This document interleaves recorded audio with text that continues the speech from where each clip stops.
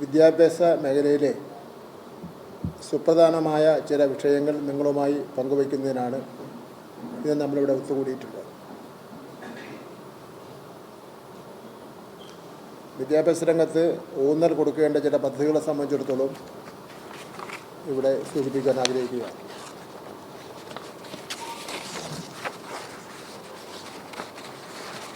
അറുപത്തിനാലാമത് school കലോത്സവം കേരളത്തിൻ്റെ സാംസ്കാരിക പൈതൃകത്തിന് തിളക്കം കൂട്ടുന്നതിൽ നിർണായകമായ പങ്ക് വഹിക്കുന്ന ഒന്നാണ്. ഏഷ്യയിലെ ഏറ്റവും വലിയ ഈ കലാമേള ഭാവി വാഗ്ദാനങ്ങളെ കണ്ടെത്തുന്നതിനും പ്രോത്സാഹിപ്പിക്കുന്നതിനും വലിയ സംഭാവനകൾ നൽകുന്നുണ്ട്.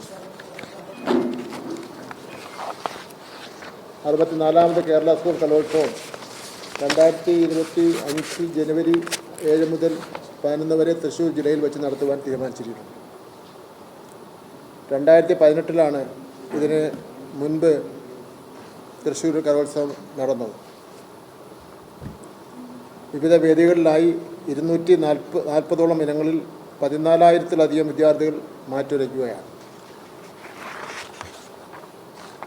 ഇത് വിജയിപ്പിക്കുന്നതിന് വേണ്ടി ഒരു വിപുലമായ സംഘാടക സമിതിക്ക് രൂപം കൊടുത്തിട്ടുണ്ട്. ബഹുമാനപ്പെട്ട മുഖ്യമന്ത്രിയും ഗവർണറും ഒക്കെ അതിൻ്റെ രക്ഷാധികാരികളാണ്. ഒരു പ്രസ് റിലീസ് വരുന്നുണ്ട്. മന്ത്രി രാജൻ ചെയർമാനും മൊയ്തീൻ വൈസ് ചെയർമാനുമായിട്ടുള്ള ആക്ടിംഗ് ചെയർമാനുമായിട്ടുള്ള ഒരു കമ്മിറ്റിക്കാണ് രൂപം കൊടുത്തിട്ടുള്ളത്.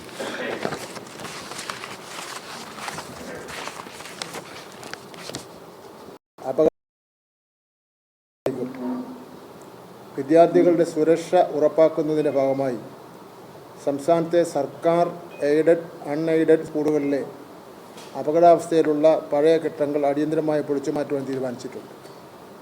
ബഹുമാനപ്പെട്ട മുഖ്യമന്ത്രിയുടെ നിർദ്ദേശപ്രകാരം പൊതുവിദ്യാഭ്യാസ വകുപ്പ് ഇതിനായുള്ള പ്രവർത്തനങ്ങൾ ആരംഭിച്ചു കഴിഞ്ഞു. തദ്ദേശ സ്വയംഭരണ സ്ഥാപനങ്ങളുമായും ജില്ലാ ദുരന്ത നിവാരണ അതോറിറ്റിയുമായും സഹകരിച്ചാണ് ഈ നടപടികൾ ഏകോപിപ്പിക്കുന്നത്. അപകടകരമായ കെട്ടിടങ്ങളെക്കുറിച്ചുള്ള വിശദമായ വിവരങ്ങൾ ഒരാഴ്ചയ്ക്കുള്ളിൽ ശേഖരിക്കും.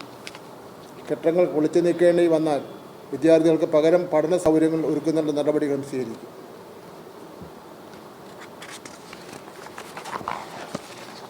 ഒന്നാം പാദ വാർഷിക പരീക്ഷ ഇതിൽ മിനിമം മാർക്ക് നിർബന്ധമാണ്.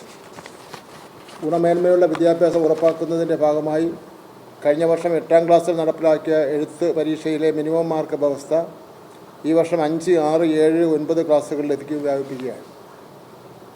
ഇത് ഒന്നാം പാദ വാർഷിക പരീക്ഷ മുതൽ നിലവിൽ വരും.